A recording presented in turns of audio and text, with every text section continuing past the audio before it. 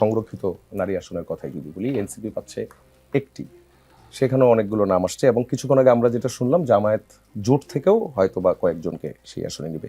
সংরক্ষিত নারী আসনের এই ভূমিকাগুলো কি হবে, যেখানে এই সংসদে কিন্তু নারী প্রতিনিধিত্ব সবচেয়ে কম, আপনারাও দেখেছেন এরই মধ্যে?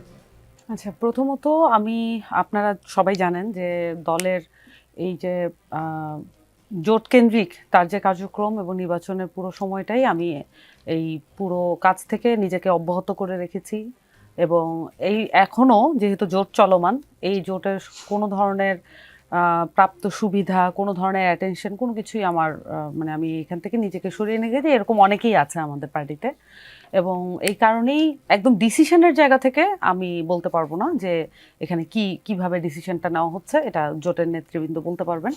কিন্তু সংসদে সংরক্ষিত নারী আসনে যেটা ধরেন, এখানে তো আসলে 100টা নারী আসন হওয়ার কথা অ্যাটলিস্ট। আমরা একটা পজিটিভ ডিসক্রিমিনেটিভ একটা মেজার কিন্তু দেখতে চাচ্ছিলাম, যে ডিসক্রিমিনেশন তো অবশ্যই, আপনি তাকে মাঠ থেকে তুলে আনছেন না, আপনি তাকে কিছু পুরুষের আনুগত্য যাদের আছে, যারা মানে সেই মানে নিজের যোগ্যতা দিয়ে উঠে আসছে না, তাদের মেধা দিয়ে উঠে আসছে না, কিন্তু ওই কিছু পুরুষ একসাথে মিলে বসে ডিসাইড করছে যে আরেকজন নারীর ফেট কি হবে।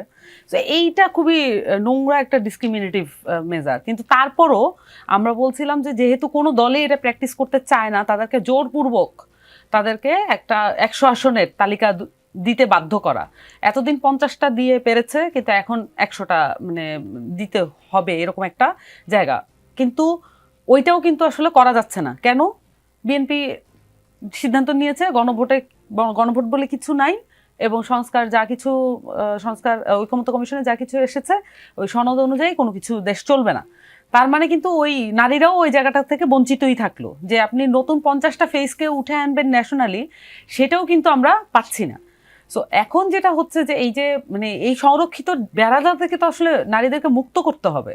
আমাদের দরকার এমন একটা পলিটিক্স, এমন একটা সামগ্রিক সামগ্রিক এবং রাষ্ট্রীয় ব্যবস্থা যেখানে নারীরা বিশেষভাবে অনিরাপদ হবে না, এবং যে সময় সবসময় নিরাপত্তার ইস্যুগুলো যখন উঠে আসে, পুরুষ নারী উভয়ের জন্য রাজনৈতিক এবং সামাজিক এবং রাষ্ট্রীয় নিরাপত্তা একই রকম হবে। যদি এটা হতো তাহলে কিন্তু আমাদের কাছে এই দিন দেখতে হয় না।